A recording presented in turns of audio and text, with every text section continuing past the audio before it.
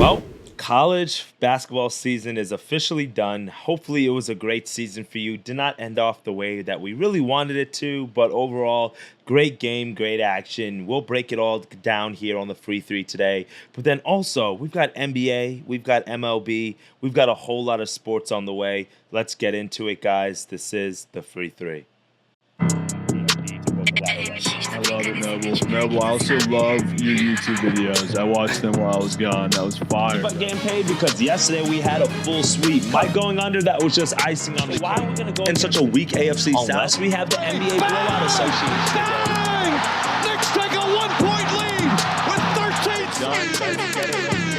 When you hear the sirens, you know what that means. You got barbecue back there, and you didn't invite me. Hurt my feelings. What is up, my friends? It is your boy Noble Living back with another DYF Bets video where I'm breaking down my favorite picks and plays of the day as we just try to get to the bag together and make some money. How did you guys enjoy the game yesterday? It was, for me, a great game to watch and enjoy as a college basketball and just a basketball fan in general. Houston, Florida, great action. Obviously, it didn't end off the way that we wanted to. Why? Because I had the reverse game script. I said Florida in the first half, Houston to get it done, and it was the other way around. It was Houston in the first half and Florida to get it done. I don't even want to talk about that final possession for Houston, man, because not even to see them, I just feel so bad for Elijah because the season that he had just to end off, and those were his only 2 turnovers of the game, too. It was so tough. And Calvin Sampson, just seeing his face there at the end, oh, man, it was truly like, it was sucked because obviously, like, Houston was winning, like, the entire game, and I was waiting for my chance to take Houston live. And I was able to grab them, and I grabbed them, like, a few different times at, like, plus money, but not like anything crazy. But overall, to see them kind of like fold so close there at the end, and it kind of sucked that the refs got way too involved as well. But you know, it happens. It's one of those things. Hopefully, you guys had a great college basketball season. I know that we did. I'm gonna go through the final numbers for the full free three from last year as well. So not just what's inside of action, because we've only been using that since the start of the year. So I'll go over the final numbers and I'll get that out to you guys maybe tomorrow on how we did in the college basketball year. It was a great season for us. We were able to do a lot of great things in the college basketball slate. So now we just have baseball and we just have NBA. I will try to learn a little bit of college baseball, and I will try to throw a little bit of golf in there as well from time to time, but it's going to be pretty boring, you know, with just NBA and then MLB for the next little bit here on the show, guys. But, you know, college football is right around the corner. It's going to be August before we know it, so we're going to get into it. A quick recap from yesterday. It was a down day. We're down 2 units on the day yesterday, as you can see here. Went 3 and 5 on the total plays, not the way that we really wanted it to go. Starting off, like I mentioned, the reverse script. Florida first half got that wrong. Houston full game got that wrong. Texas in the first 5 got that wrong. Justin Steele, he looked like his old self. Well, it kind of helps when you're a fly ball pitcher and the wind in Wrigley Field is keeping the ball inside of the field. So kind of worked out in his favor. So 0-4 on those first 4 plays there. But then we were able to get it together later on in the day. We got the Mets and Padres to cash there. And then also we were able to, let's see here, grab the Nerfy in the Mets and Padres. We were able to give out LJ Cryer and DeMar DeRozan. This was a good no sweat for us. That was the only kind of upside to the game.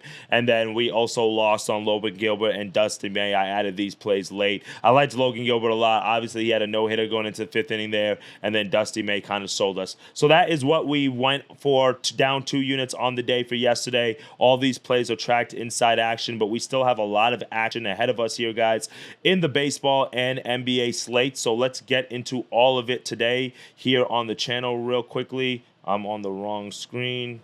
There we go. Let's get into it. For our first best bet of the day, let's look at the baseball card, and then we're going to do 2 baseball plays, 2 NBA plays. All right, so 4 plays on the card for us today. The first one is going to take us to this Phillies and Braves matchup, and this is a pretty interesting line here as we have the Braves favored at home, -115, and the reason why they're favored is because the reigning NL Cy Young Award-winning Chris Sale is on the mound, but the thing is, Zach Wheeler's on the mound for the Phillies. And if you know anything about Zach Wheeler, not only is he the ace of this Philly staff, but he's also from the Atlanta metro area. So a lot of times he pitches in Atlanta, not only because they're a divisional foe, but also he has a lot of family and friends come out to the game because this is where he was from, this is where he's raised. We saw him have a very dominant pitching start in the playoffs a few years ago, right there in Atlanta. So this is a very familiar ballpark. And when you look at what the Braves have been doing offensively recently without Acuna and Olsen striking out left and right, they have a lot of injuries on that top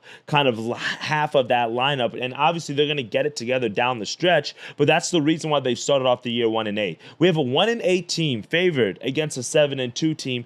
I cannot agree with it. And I know this line might look fishy, like I said yesterday in the baseball line, but I have to go with my gut here. And I'm going to go with the Phillies here on the money line. And I like the fact that we can get plus 100 on it. So just to win one unit, not too bad that we have to lay. And like I said, this is just more of a fade on the Braves offense than it is on the two pitchers. Chris Sale, he can go dominant 6-7 innings of no hit ball. We can see it on no run ball. We could see it. But this is the thing. He has a 5.4 ERA, which isn't the best, but you can see in two starts against two very strong offenses, the Dodgers and the Padres, he's given up 6 and 4 hits respectively and 3 earned runs in both of those starts. So nothing too crazy, but look at the scores of both of those games. 3-1, 7-4. So not a whole lot of run support there. Meanwhile, we know how dynamic this Phillies offense can be with the offensive weapons like Nick Castellanos, who just hit a grand slam the other day, Bryce Harper, Schwarber, Trey Turner. We know the guys that this Phillies offense and Phillies team can bring, and that could be a problem if they score 2-3 runs on Chris Sale. The question is, offensively, can the Braves score runs? And if we look here for Zach Wheeler thus far this season,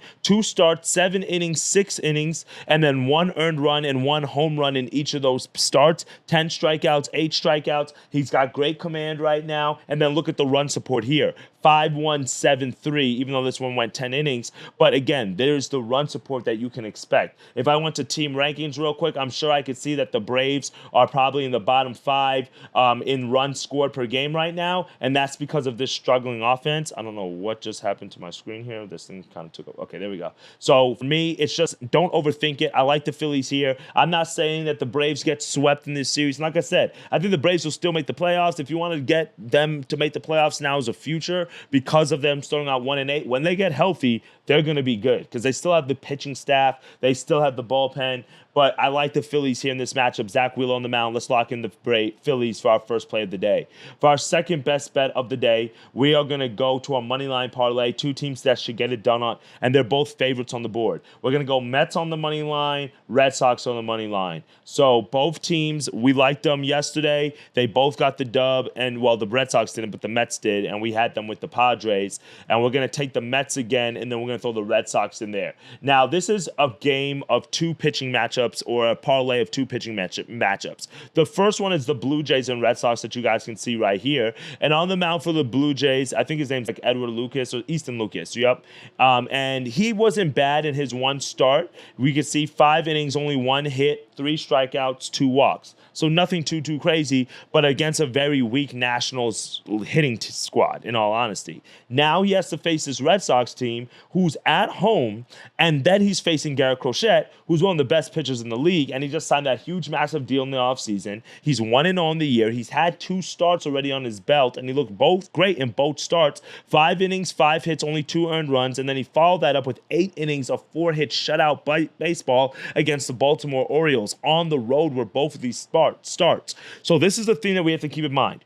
This is the first home game for Garrett Crochet, and this is also Easton's first game here at Fenway Park. But what's the thing that we're looking at?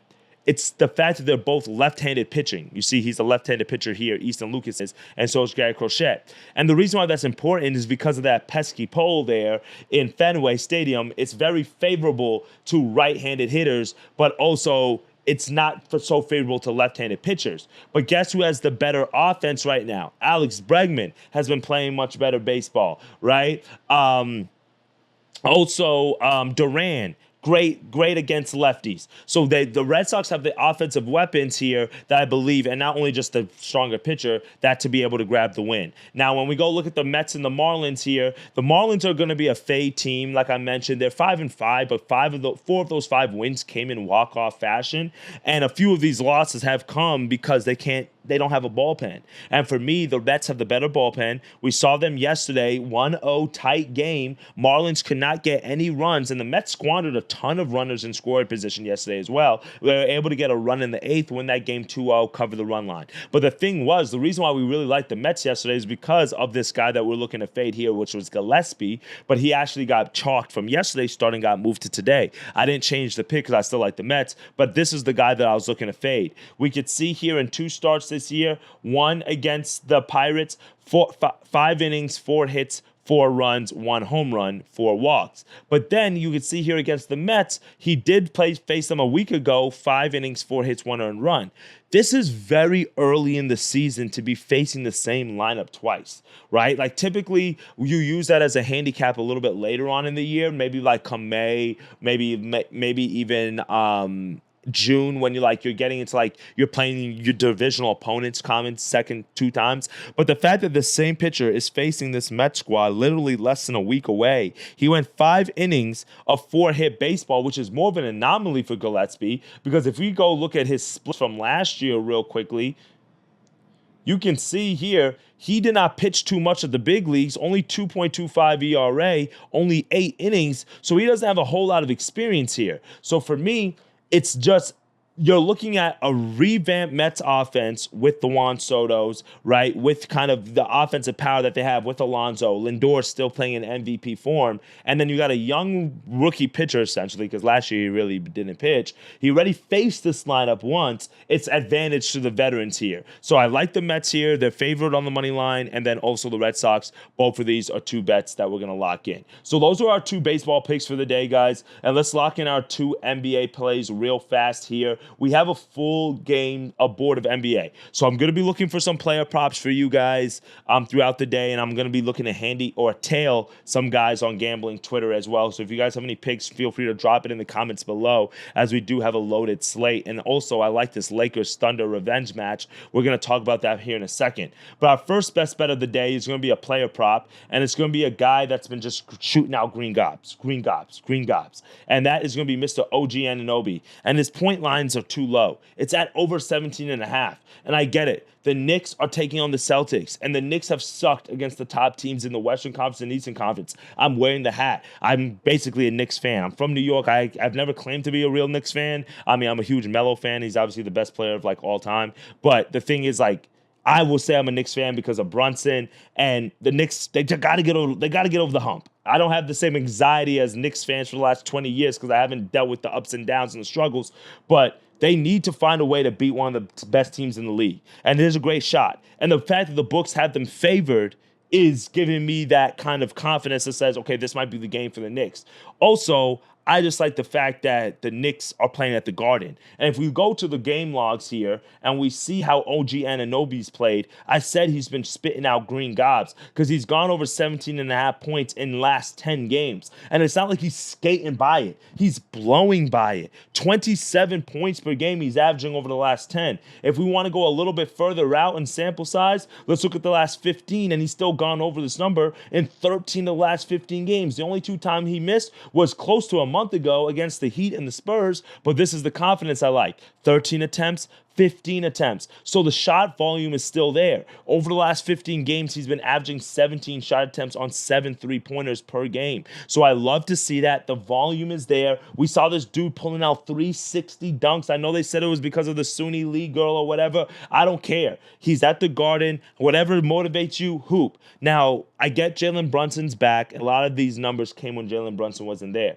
But I have confidence because he had 32 points and Brunson played. He had 24 points and Brunson played. He's still getting his volume, and I think this is a game where the Celtics defensively are going to obviously try to stop Anunoby because they know how he's been playing recently, but they have the better defensive guards in a way, like a Derek White, like a Drew Holiday for the Jalen Brunson. So if there's going to be a player that they're going to look to take and isolate and take out the game, I believe it's going to be more of Jalen Brunson than would be Anunoby. I think teams right now are just shocked at the form that Anunoby's in and the fact that he's beating you. But, I mean, he's putting up the numbers. And now you're giving me 17.5. Why not just take the 20.5, take 17.5, take 20 plus, maybe even sprinkle a little bit on 25 plus. I don't know, but the line's just way too low. If this game was at TD Garden, then well, I'm like, okay, let's think about it. But again, the game is at the Garden. This is where Anunoby plays, so I like it. And then if you look at him against Boston, I get why the line is so low. He hasn't gone over this number against Boston.